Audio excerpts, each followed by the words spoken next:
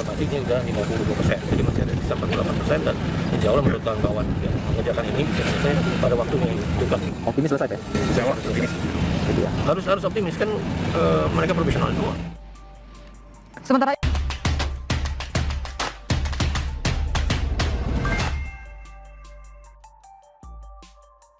Pak Geis, yang minta tiket Formula E gratis biasanya yang suka demo di Monas, ditulis oleh X Hardy dari Sword.com.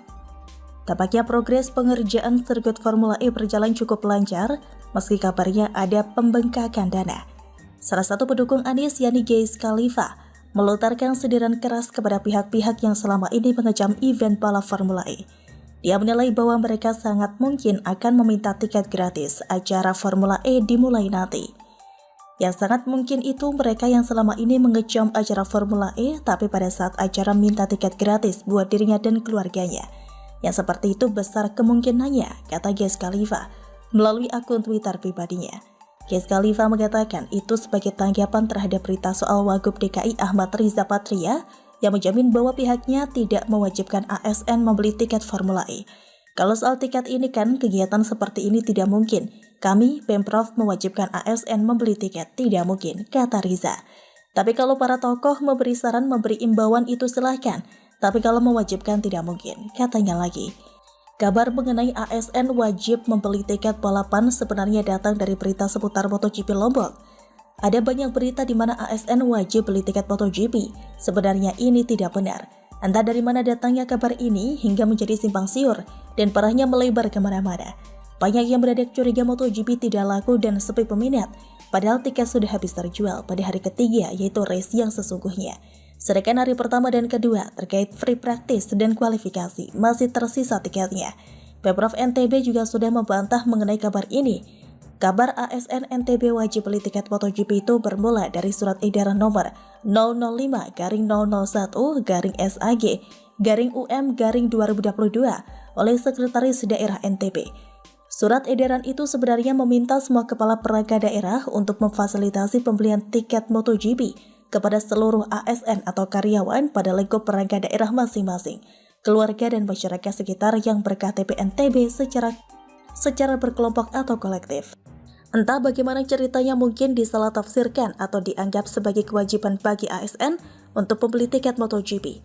Dan kebetulan Jakarta juga jadi tuan rumah balapan Formula E, sehingga timbul pertanyaan apakah ASN Pemprov DKI juga harus membeli tiket Formula E. Begitu bangganya pendukung Anies akan digelarnya Formula E. Geis malah bilang penolak Formula E yang bakal berdiri di barisan paling depan kalau disodori tiket gratis. Lucu siapa yang mau nonton Formula E? Ngapain juga kalau misalnya tidak dapat gratis, toh bisa nonton dari rumah dan itu pun kalau ada yang nonton. Kalau cerdas mah, mesti berharap dapat tiket gratis nonton MotoGP.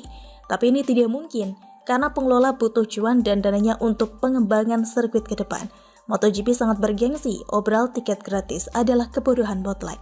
Apalagi Formula E, masa dikasih gratis padahal sudah keluar banyak uang? Apalagi kabarnya sponsor yang menyokong Formula E tidak mungkin tiket disebar gratis. Dan kalaupun disebar gratis, percayalah bukan penolak Formula E yang bakal mau, tapi kelompok tukang demo yang suka nongkrong di Monas sambil menunggu datangnya nasi bungkus gratis.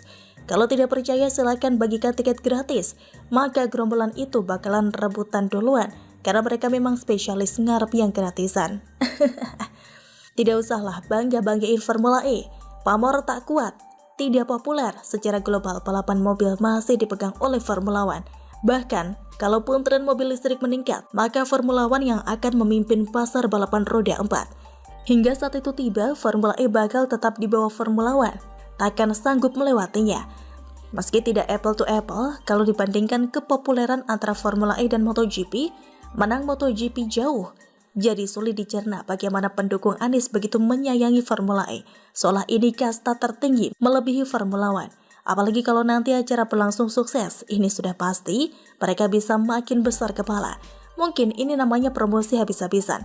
Kalau tidak membanggakan ini, maka tidak ada lagi yang bisa dibanggakan. Memuji Anies hanya bisa lewat JIS dan Formula E doang. Sisanya malah bikin malu. Bagaimana menurut Anda? Bahwa agama dan nasionalisme tidaklah bertentangan, namun justru saling menopang satu sama lain. Saya percaya PKB di hari ini kuat fondasi keagamaan dan kebangsaan untuk mewujudkan baldatun, thayyibatun, barokun, ghafur.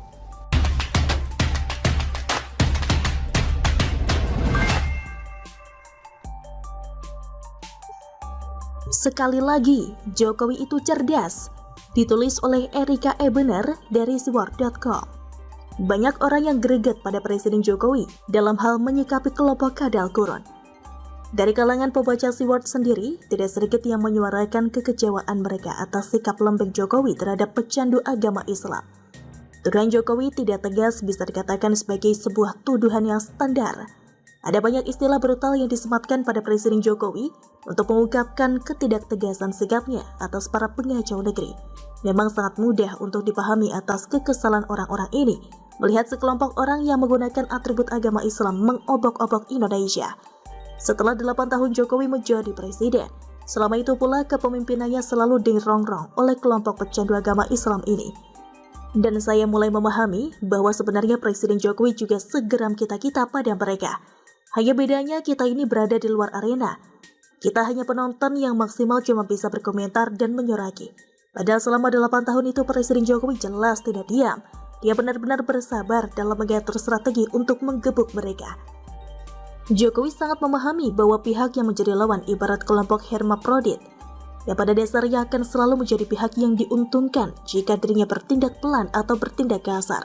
Jika dulu kita pernah mendengar kalau Jokowi menjalankan strategi politik makan bubur panas, saya mencermati kali ini strategi yang dilakukan oleh Presiden Jokowi, seperti melakukan strategi politik mengayak pasir.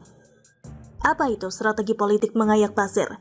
Mengayak adalah proses atau cara untuk memisahkan kerikil dan batu dari pasir yang halus. Coba perhatikan kondisi mereka. Mulai dari dibubarkannya Ormas Radikal 1, lalu Ormas Radikal 2, dan bergulirnya kasus-kasus pidana atas tokoh-tokoh besar dua kelompok ini. Lalu, yang tertinggal sekarang hanya sekelompok orang kecil seperti Slamet Ma'arif, Novel Bamukmin, dan beberapa tokoh lain yang namanya saja tidak begitu terdengar. Mereka itulah pasir halus. Setelah batu kerikil dan batu besarnya sudah berhasil dipisahkan dari pasir halus, maka Jokowi menurunkan satu sosok yang dipandang tepat untuk menyapu pasir halus ini. Selama Jokowi mengayak memisahkan kerikil dan batu dari pasir halus, sosok ini sudah menjadi harapan bagi masyarakat sebagai sosok yang mampu menghalau pasir halus. Sosok ini adalah Yakut Khalil Qomas. Pernahkah kalian merasa senang atau bahkan merinding tatkala mendengar atau membaca berita bahwa GP Ansor menghalau kelompok ormas larang yang melakukan tindakan meresahkan? Saya pernah, sering malah. Selama ini kita memandang pemerintah gak becus mengurusi sepak terjang ormas larang, lalu menuduh NU dan GP Ansor seakan muncul menjadi harapan.